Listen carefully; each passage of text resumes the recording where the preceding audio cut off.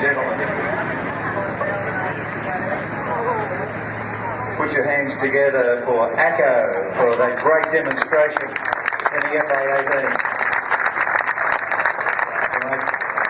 You've been flying with 2 OCU and you're about to go back on to 75 Squadron. You're going to go and do the real thing. Yeah, that's right, back out to the operational squadron. I'm really looking forward to that. Get to do some of the higher level tactical stuff again. I've been instructing for a while now. Now, all of those manoeuvres there today we mentioned, they are standard manoeuvres that are taught, and you've been teaching the guys that are converting over onto FAA teams. It's not a demonstration thing, that is real stuff for air combat manoeuvring.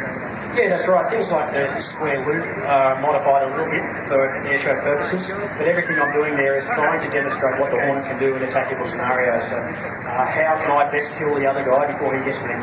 Now, I mentioned we've got the new helmets now, which are look shoot. So basically, instead of looking through the gun sight, you can turn your head, and I think you use the term looks can kill. That's right, yeah. The Jahamix joint helmet mounted cueing system is a fantastic piece of kit. It's a bit like Star Wars technology, actually. We have an image presented on our visor, so it's displayed on the inside of our visor. We don't have any real heavy kit there.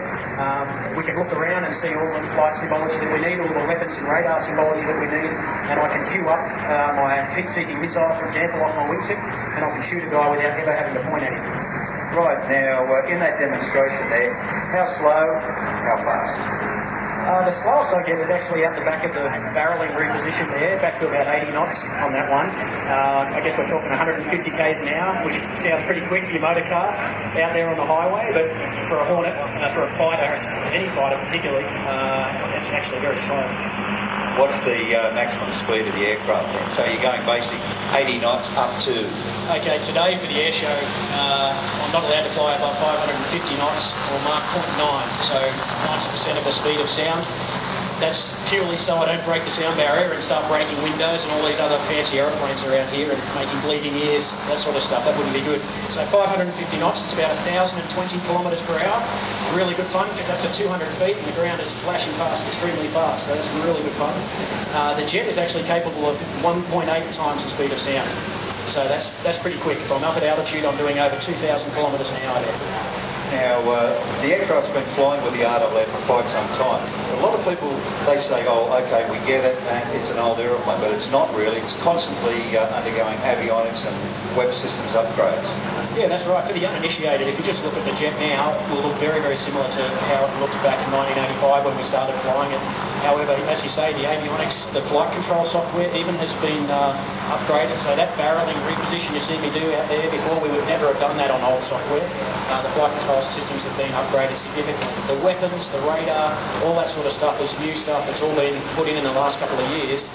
And the jet, no kidding, the avionics side of it is right up there. And you can see how the computer does have great input into the flight when you do that configured pass. That's right. The configured pass is actually one of the easiest to do, and the flight control software does that for us. Keep in mind that the aircraft was designed to fly off the aircraft carrier of the United States Navy.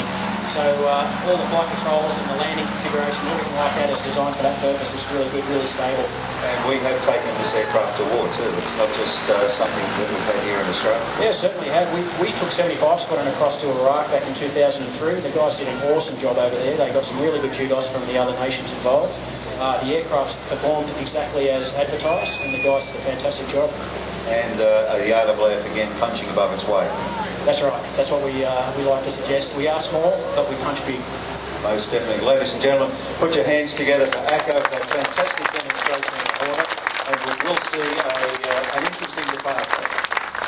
Yeah, we'll see if the weather holds together, but I'm not going to do a full display again. I'll be doing an airshow departure and back overhead for a high-speed vertical departure again. We'll see how we go. Fantastic. Thanks very much for coming down the aircraft, and we hope to see you very soon. No worries, Peter. Thanks very much.